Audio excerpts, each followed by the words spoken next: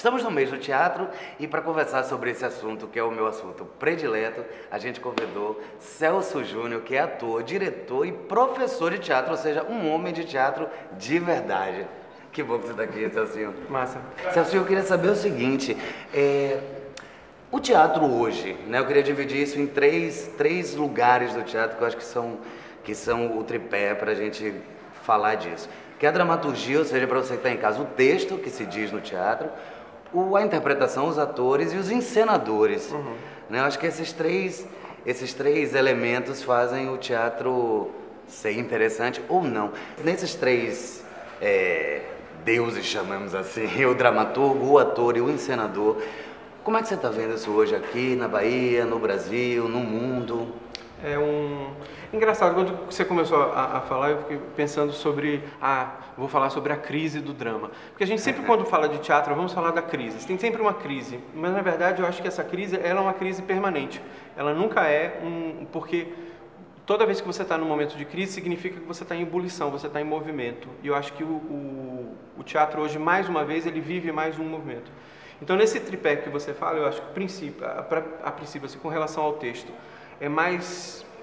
acabou um pouco essa coisa de você ver há 100 anos atrás, e o teatro existe há muito mais tempo do que isso, mas há 100 anos atrás as pessoas iam assistir a uma peça de um autor. Quando terminava a peça, as pessoas aplaudiam o autor, eles chamavam o autor porque eles queriam aplaudir quem escreveu aquelas palavras, aquele texto. De um tempo para cá, obviamente, isso vai se deslocando, quer dizer, já faz uns 100 anos que a gente perde um pouco essa predominância lá do autor e começa que aí entra esse segundo tripé que você fala, que é o encenador, que é a pessoa que é responsável pelo todo do espetáculo, né? Então, nessa crise do texto tem umas coisas muito interessantes, por exemplo, o que os dramaturgos foram fazer? Então, os escritores que escreviam peças de teatro, quando começou uma crise dessa lá agora, 1960, 70, começou uma grande crise do texto, porque os diretores não queriam mais montar texto escrito. Aí o que os autores começaram a fazer?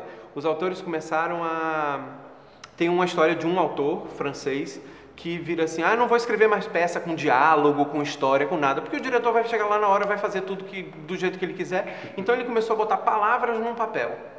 E aí você se vira, o diretor tinha que pegar aquilo e transformar aquilo numa peça, era uma outra coisa. Então eu acho que nesse momento a gente está vivendo um pouco os reflexos disso, então não tem a necessidade de você escrever uma pecinha chata, com começo, meio e fim, com diálogo. E aí a gente está meio que se adequando ainda a isso. É óbvio e é claro que quando você vê diálogo de novela, uma novela de televisão normal, ela ainda é feita em forma de diálogo, claro, você vê isso. Ainda tem umas ilhas de autores que continuam produzindo texto assim, mas eu acho que está virando uma coisa cada vez mais rara. A gente já está, acho que, na segunda geração de autores que estão escrevendo completamente livres, às vezes não tem nem pontuação, não tem letra maiúscula, então os atores, coitados, têm que ficar inventando uma pontuação. Como Thomas Bernhardt, né? Que é aquele... Tem vários autores. Thomas Bernhardt faz isso, Vinaver, tem 1 milhão de autores que fazem isso, mas esse já é, eu acho que, da segunda geração. A gente já está numa terceira geração de autores agora que já estão...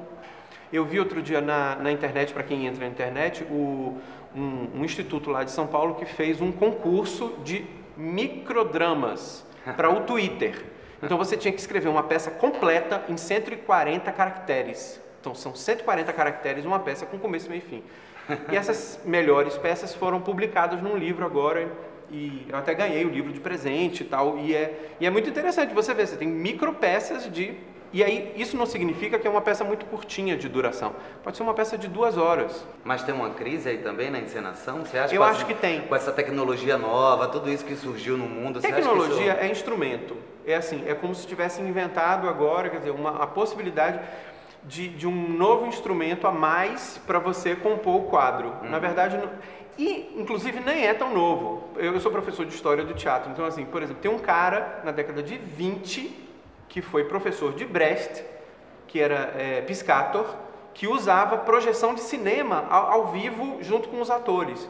Então essa coisa de usar a projeção é uma coisa, pelo menos, 100 anos de existência. Então, no mesmo tempo que surgiu o cinema, surgiram diretores de teatro e encenadores que começaram a usar isso para causar efeitos lá nos seus espetáculos. Mas eu acho que a grande crise do encenador hoje tem a ver com o que você quer dizer, na verdade. Eu acho que tem Falar de quê? Falar né? de quê? Falar sobre o quê? O que que Você acha que é isso que vai levar, que leva o público ao teatro? O que a gente está falando do quê? Isso interessa a quem? É isso que? eu acho que o público Ou é a forma de Não. dizer?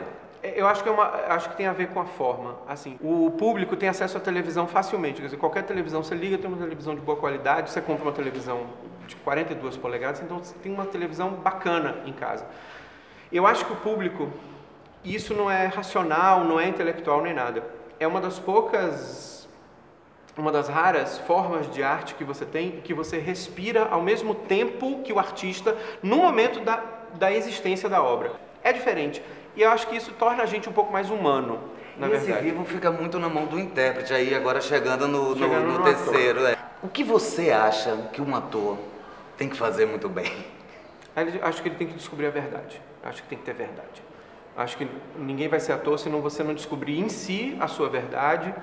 E aí você vai aprender biotécnicas, e você vai aprender sapateado, balé clássico, canto lírico. Mas se você não tiver verdade, isso, Maria Callas, que era cantora de ópera e uma senhora atriz, eu vi uns filmes com ela recentemente, fiquei meio em choque, porque a gente não sabe disso, enfim. Ela fez Medéia. Ela fez Medéia no cinema, é uma Medéia muito poderosa, muito forte. E ela falava isso, assim, quando eu estou cantando, eu preciso primeiro pensar no que eu vou cantar, na letra, no que a personagem está cantando, está dizendo, e aí depois eu falo, depois sai. Primeiro é no sentimento e tal. Eu acho que os atores, não interessa a técnica, quer dizer, interessa, claro que interessa para você afinar um instrumento, mas você precisa saber o que você está querendo dizer, você precisa ter verdade.